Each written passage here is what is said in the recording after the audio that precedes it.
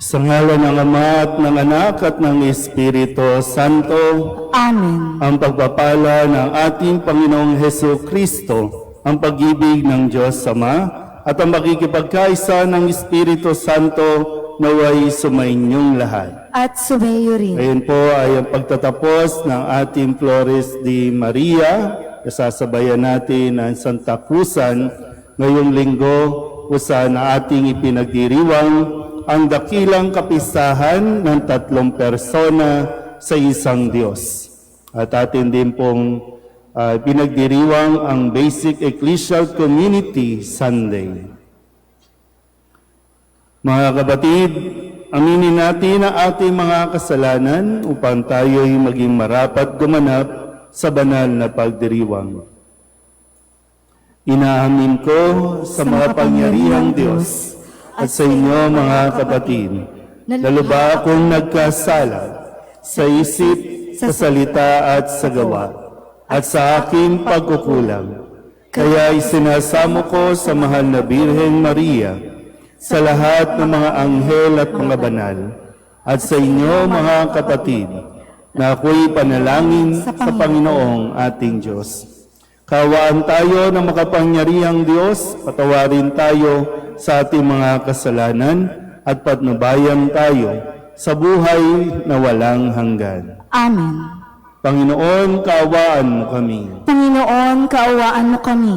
Kristo, kaawaan mo kami. Kristo, kaawaan mo kami. Panginoon, kaawaan mo kami. Panginoon, kaawaan mo kami.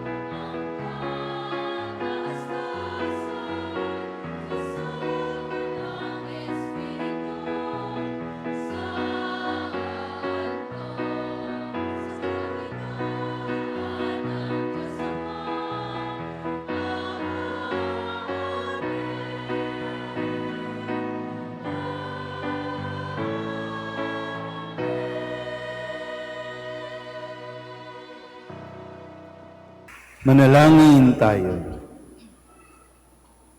Ama naming makapangyarihan, sa iyong pagsusugo sa salita ng Diyos na totoo at maaasahan at sa pagbibigay mo ng Espiritong nagpapabanal sa sanlibutan, ipinahayag ang iyong kahiwagaang dakila sa sangkatauhan. Sa pananampalatayang aming ngayong ipinagdiriwang, ipagkaloob mong aming maidangal ang tatlong persona sa walang hanggang kadakilaan at aming sambahing lubusan ang iyong iisang pagkadiyos sa mahal na kapangyarihan sa pamamagitan ni Jesucristo kasama ng Espiritu Santo magpasawalang hanggan. Amen. Ipinahayag ng Diyos kay Moises at sa kanyang sambayanan na siya ay isang Diyos na maawain at mapagmahal, ganap na papagpala at nananatiling tapat. Pagbasa mula sa aklat ng Exodo. Noong mga araw na iyon, tumapyas si Moises ng 2 bato at dinala kinaumagahan sa bundok ng Sinai. Ang Panginoon ay bumaba sa ulap, lumagay sa tabi ni Moises at binanggit ang kanyang pangalan, Panginoon. Ang Panginoon ay nagdaan sa harapan ni Moises. Sinabi niya, "Akong Panginoon ay mapagmahal at maawain. Hindi ako madaling magalit.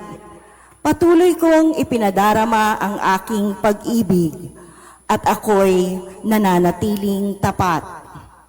Nanikluhod si Moises at sumamba sa Panginoon. Sinabi niya, "Kung talagang kinalulugdan ninyo ako, isinasamo kong samahan ninyo kami kahit na matigas ang ulo ng lahing ito.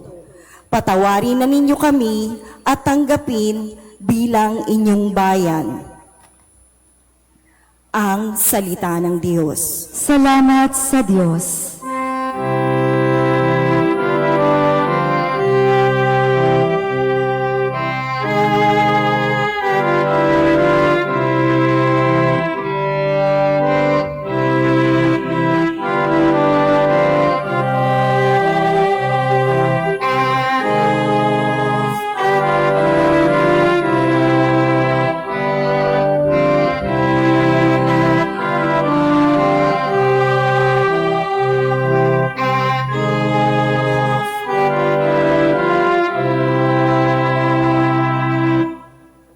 Pinupuri ka namin, Panginoon, Diyos ng aming mga ninuno.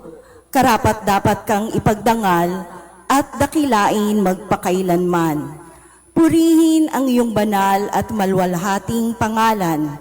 Nararapat purihin at ipagdangal magpakailanman.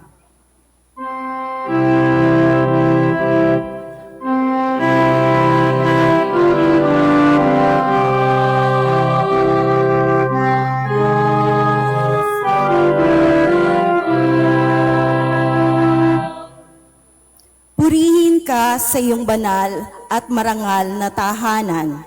Lubhang karapat-dapat kang awitan at dakilain magpakailanman.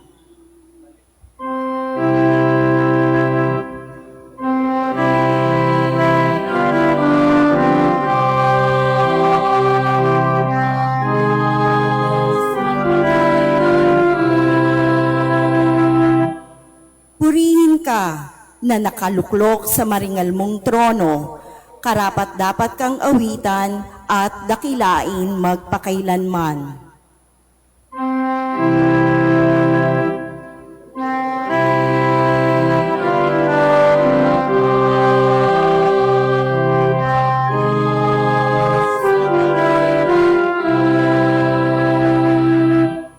Mula sa iyong luklukan sa ibabaw ng mga kerubin, nakikita mo ang kalaliman, ang daigdig ng mga patay.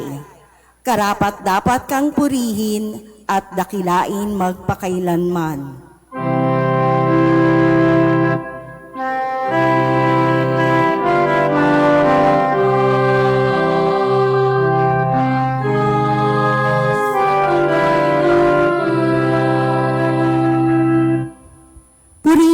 ka sa buong sangkalangitan, karapat-dapat kang awitan at dakilain magpakailanman.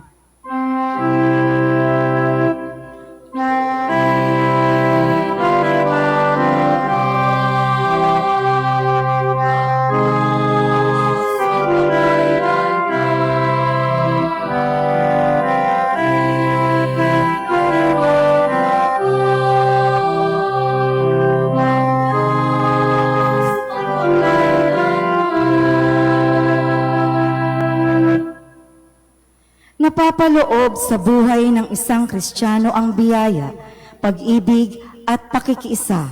Ito ay mga pagpapala at aninag ng pagkakaisa ng Santatlo. Pagbasa mula sa ikalawang sulat ni Apostol San Pablo sa mga taga-Korinto.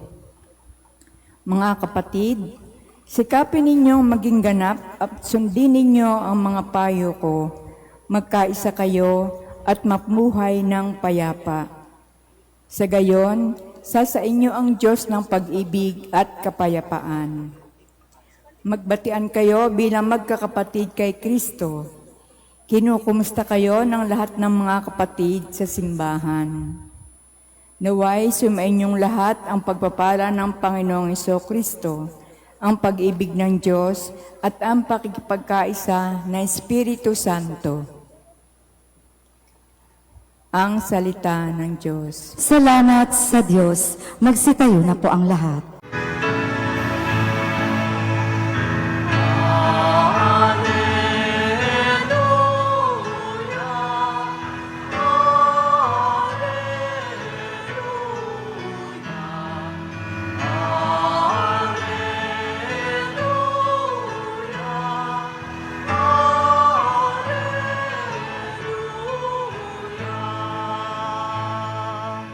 Dakila ang amang mahal, anak, espiritong banal, noon, ngayon, kailan paman.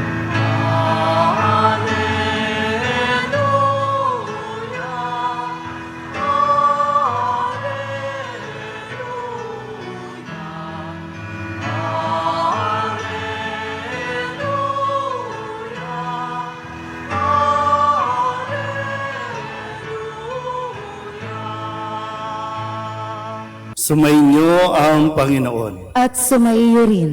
Ang mabuting balita ng Panginoon ayon kay San Juan. Papuri sa iyo, Panginoon.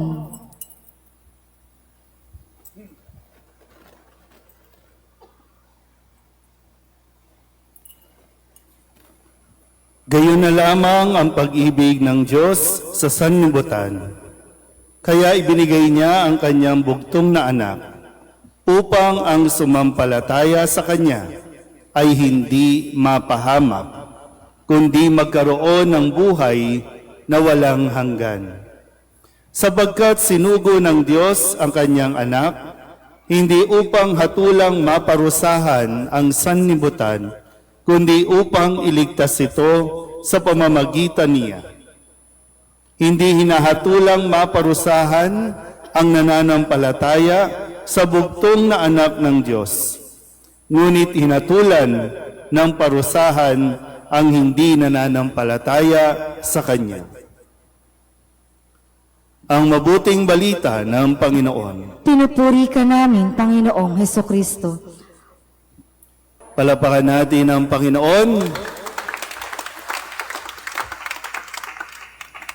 Ngayong araw na ito ay tinatapos natin yung tinatawag na culmination ng ating Flores de Maria at nagpapasalamat tayo sa gabay ng Mahal na Birheng Maria na tayo po ay mailapit at mas mapalapit pa sa kanyang anak, ang ating Panginoong Hesukristo. Sa pag-aalay natin ng bulaklak, tayo ay nagpapasalamat sa Kanya. At ganoon din ay sinasabay na natin ang prosesyon ng Santa Cruzan o yung sagala pang alalahanin din ang pagkakatagpo sa krus kung saan ipinako ang ating Panginoong Hesukristo. So lahat, no, lahat ng kumikilos, lahat ng nabanggit ko ay patungo kay Kristo. Kaya mamaya, no, nawa ay sa inyong paglalakad, hindi lang basta maglalakad o magproposisyon, hindi lang kayo basta rarampa ng inyong mga kagandahan, kundi dala-dala ninyo ang pag-ibig na siyang ipinamamahagi at ibinibigay ng Diyos sa atin. Sabihin nyo nga po, pag-ibig. So kapag mayroon kang salita na dapat gamitin kung sino ang Diyos, ano ang Diyos, ang sasabihin mo dapat ay pag-ibig. Ang Diyos ay pag-ibig. Pakisabi nga ulit, pag-ibig. Kung nagtutulak sa atin, katulad ni Maria, katulad ni Reyna Elena, pag-ibig sa Diyos. At ngayong linggo, sa pagdiriwang natin ng dakilang kapistahan ng 3 persona sa iisang Diyos. Sige nga po, sabay-sabay nga tayong mag-antanda ng krus sa ngalan ng Ama, ng Anak, ng Espiritu Santo. Ito ay, tandaan niyo mabuti ha, ito ay ating pananampalataya. Mayroon tayong iisang Diyos na mayroon 3 persona. Bakit po ganon?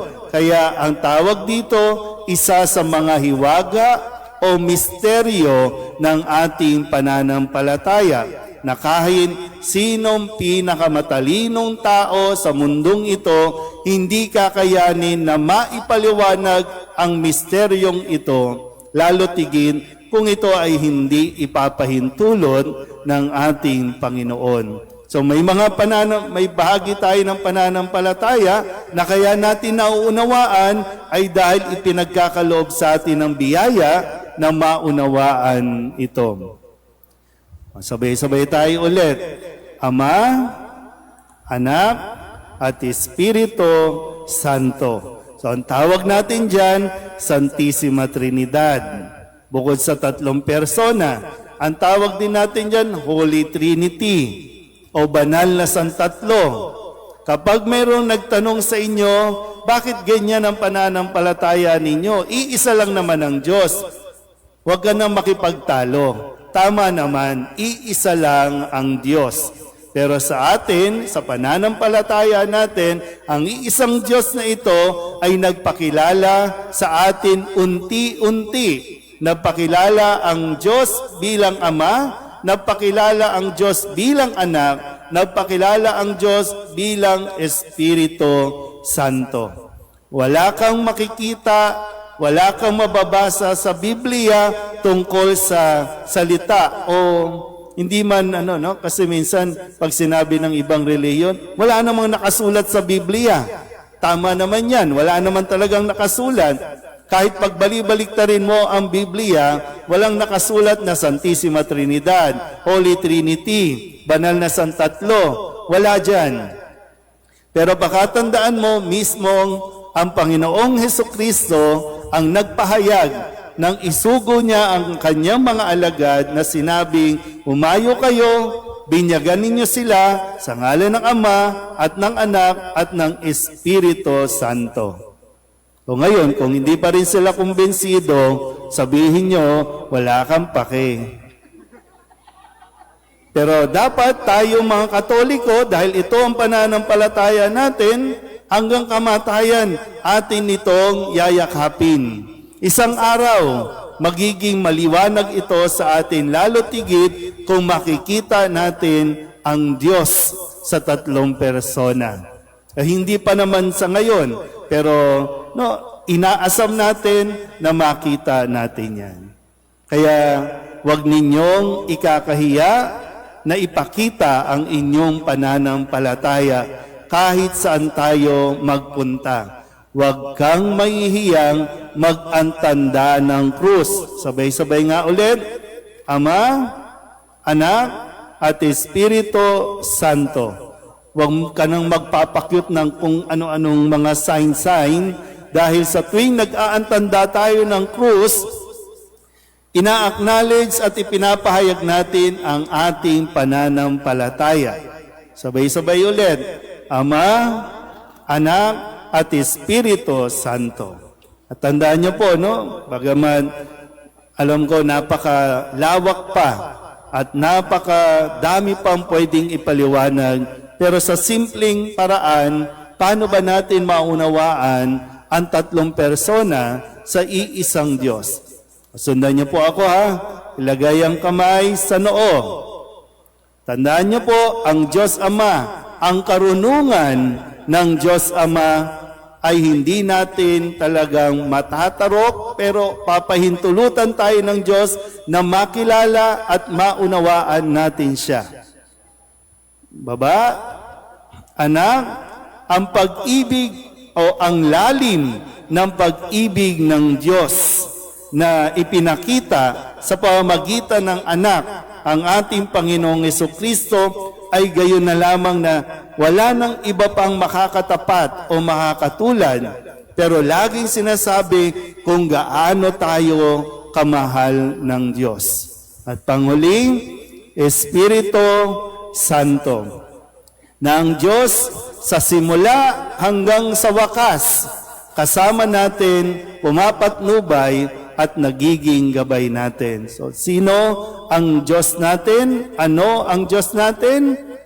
Alalahanin mo lang, Ama at Anak at Espiritu Santo. Amen? Magsitayo ang lahat. Ipahayag natin ang ating pananampalataya. Sumasampalataya ako Sa Diyos amang makapangyarihan sa lahat, na may gawa ng langit at lupa. Sumasampalataya ako kay Jesucristo, iisang anak ng Diyos, Panginoon nating lahat. Nagkatawang tao siya lalang ng Espiritu Santo, ipinanganak ni Santa Mariang Birhen, pinagpakasakit ni Poncio Pilato, ipinako sa krus na matay, inilibing, nanaog sa kinaroroonan ng mga yumao, nang may ikatlong araw na buhay na mag-uli, umakyat sa langit, naluluklok sa kanan ng Diyos amang makapangyarihan sa lahat. Doon magmumulang paririto at huhukom sa nangabubuhay at nangamatay na tao. Sumasampalataya naman ako sa Diyos Espiritu Santo, sa banal na simbahang Katolika, sa kasamahan ng mga banal, sa kapatawaran ng mga kasalanan, sa pagkabuhay na muli na nangamatay na tao, at sa buhay na walang hanggan. Amen. labis ang pag-ibig ng Diyos sa sanlibutan. Dumulog tayo sa Kanya upang pagkalooban tayo ng mga biyayang ating hinihiling. Sa bawat panalangin ang ating itutugon, San Tatlong Diyos, dinggin mo kami. San Tatlong Diyos, dinggin mo kami. Ama, isugo mo nawa sa simbahan ang iyong Espiritu upang sa pamamagitan ng kanyang biyaya, lumago kami sa pag-ibig sa bawat isa. Manalangin tayo. San Tatlong Diyos, dinggin mo kami. Ama, pag-alabin mo ang Espiritu Santo, ang Paraklito, sa mga pinuno ng simbahan at ng pamahalaan upang mapamunuan ang iyong sambahayan ng may katapatan. Manalangin tayo. San Tatlong Diyos, dinggin mo kami. Ama, tulungan mo ang mga naliligaw ng landas, ang mga may sakit, ang mga nalulumbay, at ang lahat ng mga nagdurusa. Manalangin tayo. San Tatlong Diyos, dinggin mo kami. Banal na Espiritu, gabayan mo ang aming pamayanan sa pagkakaunawaan at pagkakaisa. Masalaminawa ang kapayapaang dulot mo sa araw-araw naming pamumuhay. Manalangin tayo. San Tatlong Diyos, dinggin mo kami. Ama, lahat ng mga nabubuhay, makibahagi nawa sa iyong kaluwalhatian, kasama ng iyong anak at na Espiritu Santo, ang lahat ng mga kapatid naming yumao. Manalangin tayo. San Tatlong Diyos, dinggin mo kami. Upang mamayani ang kapayapaan sa gitnang silangan at sa buong mundo, at ipag-adyanawaan sa katauhan sa karahasan, kasakiman at pang-aabuso ng kapangyarihan na nagdudulot ng paghihirap at kamatayan sa marami. Manalangin tayo. Sang tatlong Diyos, dinggin mo kami. Upang ang lahat ng mga nagdurusa dahil sa kalupitan ng digmaan ay daglian ng makaranas ng kapayapaan at mabuhay ng may kapanatagan at kalayaan. Manalangin tayo. Sang tatlong Diyos, dinggin mo kami. Sa ilang sandali ng katahimikan, itaas natin sa Diyos ang ating pansariling kahilingan, gayon din ang iba pang mga pangailangan ng ating pamayanan.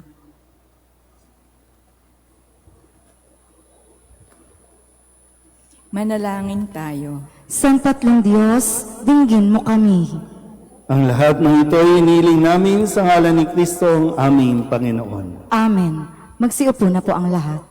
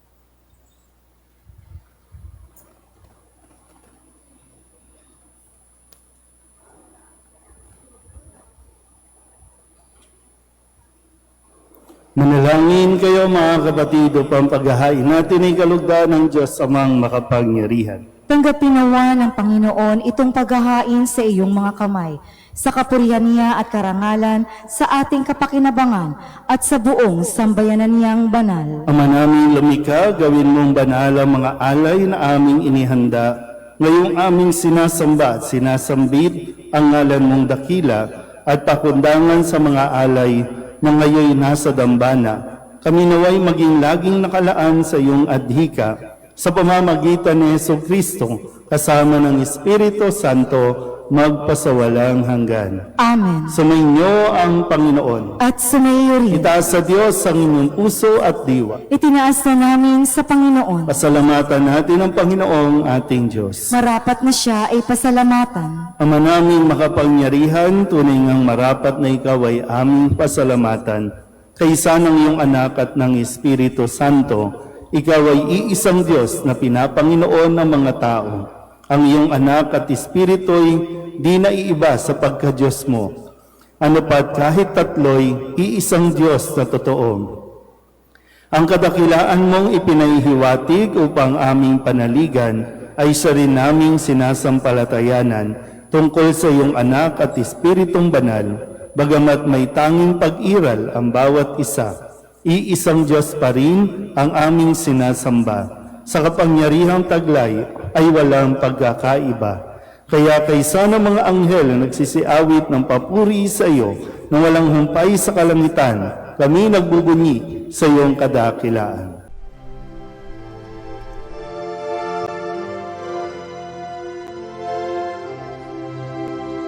Santo, Santo, Santo, Panginoong Diyos makapangyarihan, napupuno ang langit at lupa ng kalwalhatian mo. Hosana sa kaitaasan, pinagpalang na paririto sa ngalan ng Panginoon. Hosana sa kaitaasan.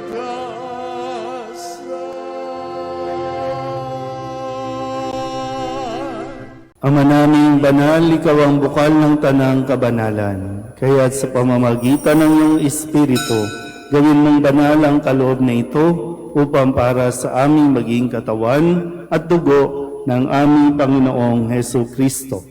Bago niya pinagtiis ang kusang loob na maging handog, hinawakan niya ang tinapay, pinasalamatan kaniya, inaghati-hati niya iyon, iniabot sa kanyang mga alagad at sinabi, "Tanggapin ninyong lahat ito at kanin, ito ang aking katawan na ihahandog para sa inyo."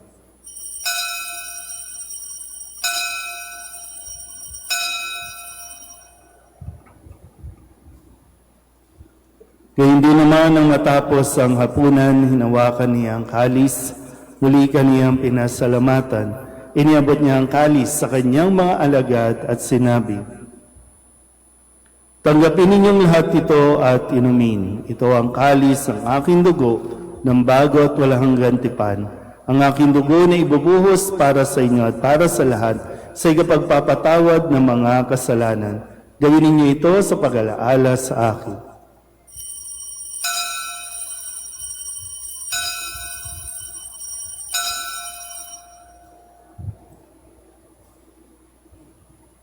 Ipagbunyi natin ang misteryo ng pananampalataya.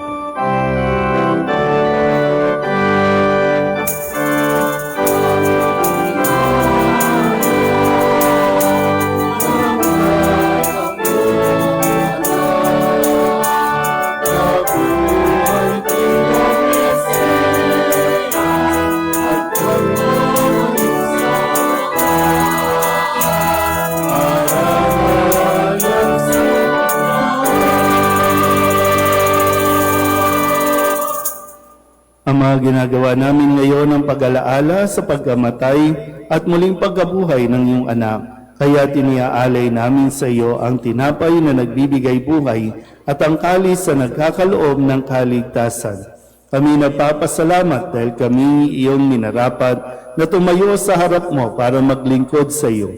Isinasama namin kami magsasalo-salo sa katawan at tugo ni Kristo ay mabuklod sa pagkakaisa sa pamamagitan ng Espiritu Santo.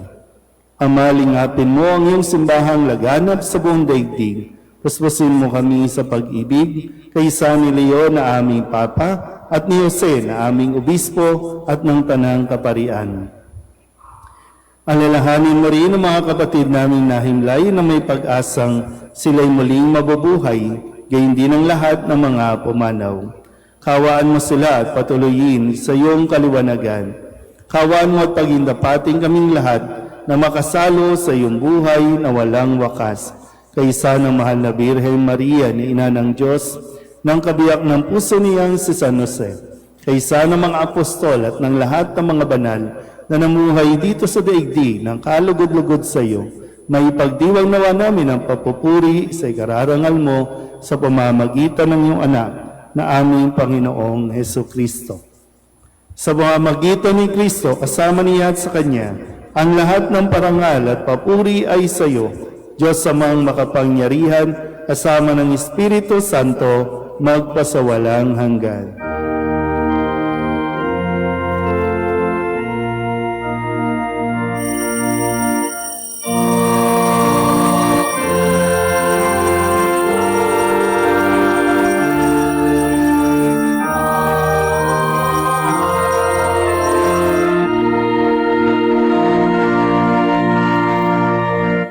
Sa tagubilin ng manakagagaling na utos at turo ni Jesus sa Panginoon natin at Diyos, ipahayag natin ng lakas loob.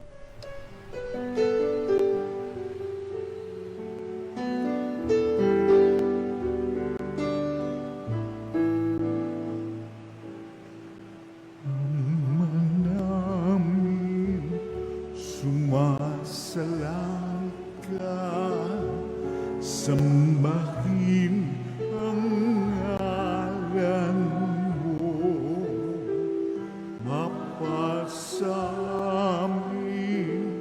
ang kaharian mo, sundin ang loob mo dito sa lupa para nang sa langit. Bigyan mo po kami ngayon ng aming kakanin sa araw-araw at patawarin mo kami sa aming mga sala para ng pagpapatawan namin sa nagkakasala sa amin, at huwag mo kaming ipagdulot sa tukso,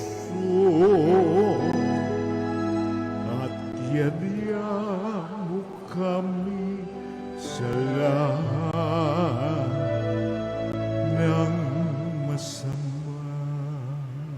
Hinihiling namin kami iadya sa lahat ng masama, pagkalooban ng kapayapaan araw-araw, iligtas sa kasalanan at ilayo sa lahat ng kapahamakan, samantalang aming pinananabikan ang dakilang araw ng pagpapahayag ng tagapagligtas naming sa Yesu Kristo.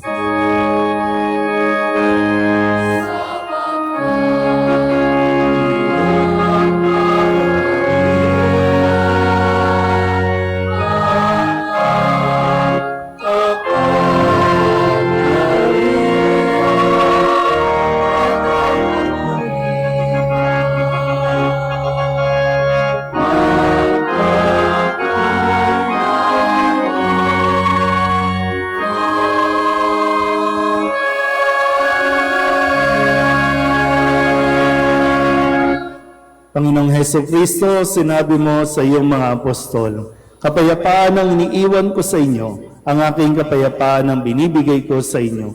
Tunghayan mo ang aming pananampalataya at huwag ang aming mga pagkakasala. Pagkalooban mo kami ng kapayapaan at pagkakaisa ayon sa iyong kalooban, kasama ng Espiritu Santo, magpasawalang hanggan. Amen. Ang kapayapaan ng Panginoon ay laging sumainyo. At sumayo rin. Magbigayan tayo ng kapayapaan sa isa't isa.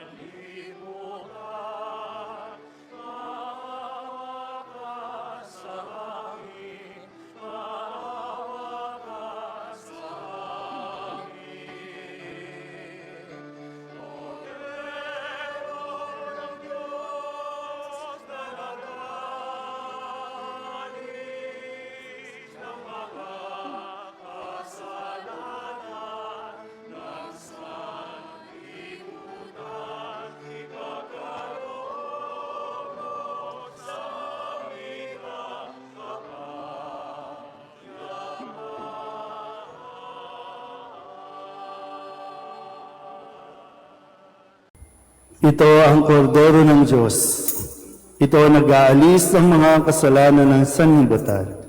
Mapalad ang mga inaanyayahan sa kanyang piging. Panginoon, hindi ako karapat-dapat na magpatuloy sa iyo, ngunit sa isang salita mo lamang ay gagaling na ako.